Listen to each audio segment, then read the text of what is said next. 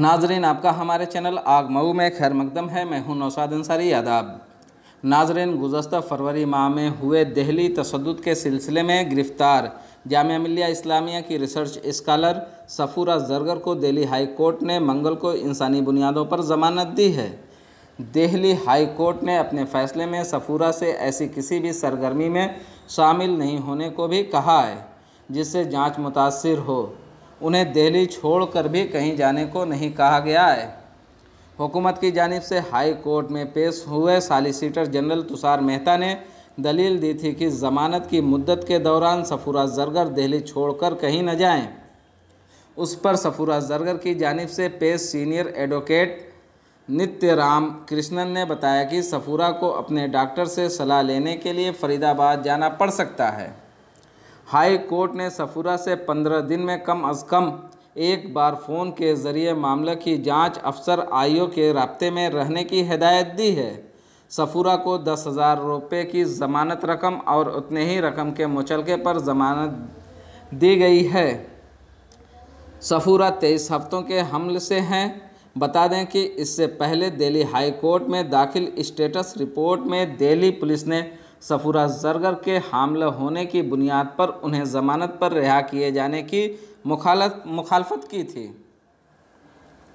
सफूरा की ज़मानत अर्जी की मुखालफत करते हुए पुलिस ने अदालत में कहा था कि गुज़श्ता 10 सालों में दिल्ली की जेलों में 39 ख़वातीन कैदियों ने बच्चों को जन्म दिया है, इसलिए इस बुनियाद पर सफूरा जरगर को रिहा नहीं किया जाना चाहिए। दिल्ली पुलिस ने सोमवार को कहा था कि सफूरा के हामिल होने की वजह से उनके जुर्म कम नहीं हो जाते।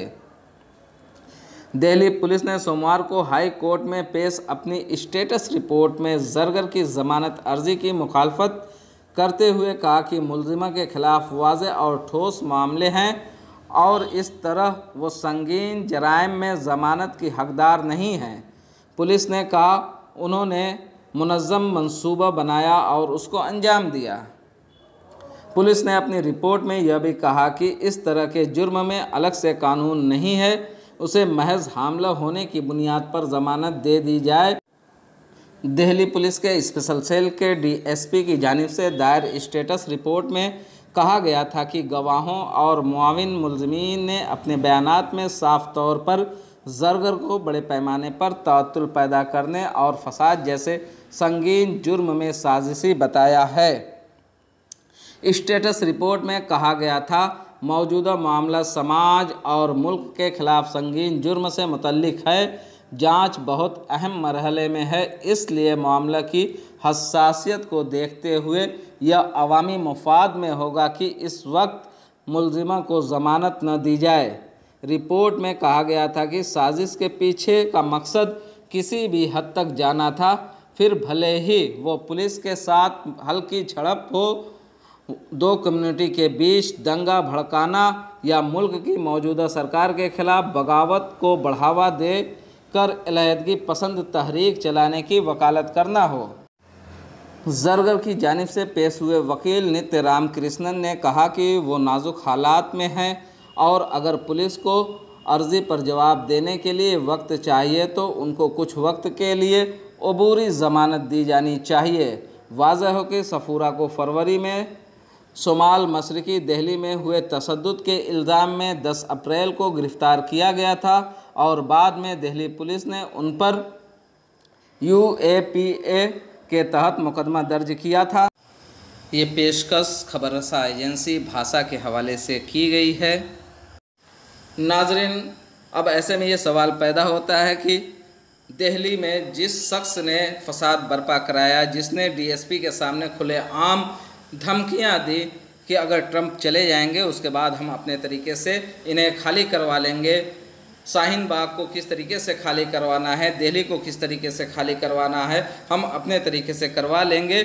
जिसके बाद दर्जनों बीजेपी के लीडरान ने इश्तिहाल अंगेज़ बयानात दिए, आमने सामने टकराव पैदा हुआ, लेकिन दिल्ली पुलिस ने न तो उनके खिलाफ कोई एक्शन लिया और न ही मरकज़ी हुकूमत की जानिब से उनके खिलाफ कोई एक्शन लिया गया और न ही दिल्ली हुकूमत की जानिब से उनके खिलाफ कोई एक्शन लिया गया। आज भी वो सारे मुलज़िमीन खुलेआम घूम रहे हैं, लेकिन उनके खिलाफ कोई कार्रवाई नहीं की जाती। क्या अब ये सवाल पैदा होता है कि दिल्ली हुकूमत, जो मरकज़ी हुकूमत है, और दिल्ली की जो रियासती हुकूमत है, एक आम लड़की सफ़ूरा ज़रगर जो जामिया मिल्लिया इस्लामिया की स्टूडेंट है, उससे इतनी खौफज़दा हो गई है, उससे इतनी डर गई है कि उसके ऊपर संगीन जुर्म में UAPA जैसे केस दर्ज कर दिए गए और उसकी ज़मानत को रोकने के लिए कोर्ट में एड़ी चोटी का ज़ोर लगा दिया गया। लेकिन आज हम उन्हें सलाम पेश करते हैं दिल्ली हाई कोर्ट को, जिन्होंने इंसानियत की बुनियाद पर सफ़ूरा ज़रगर को ज़मानत देकर ये साबित किया कि आज भी कोर्ट अगर है तो वहाँ से इंसाफ मिल सकता है, वरना हुकूमती सतह पे किसी को इंसाफ नहीं मिलेगा। हुकूमती सतह पे उन्हीं की सुनी जाएगी जो हुकूमत के तलवे चाटते होंगे, जो हुकूमत की हाँ में हाँ मिलाते होंगे और जो हुकूमत के लिए काम करते होंगे। नाजरीन, हम आपको इसी तरीके से आगे भी रिपोर्ट पेश करते रहेंगे। अगर हमारी खबर अच्छी लगे तो ज़रूर लाइक करें, शेयर करें और कमेंट करें।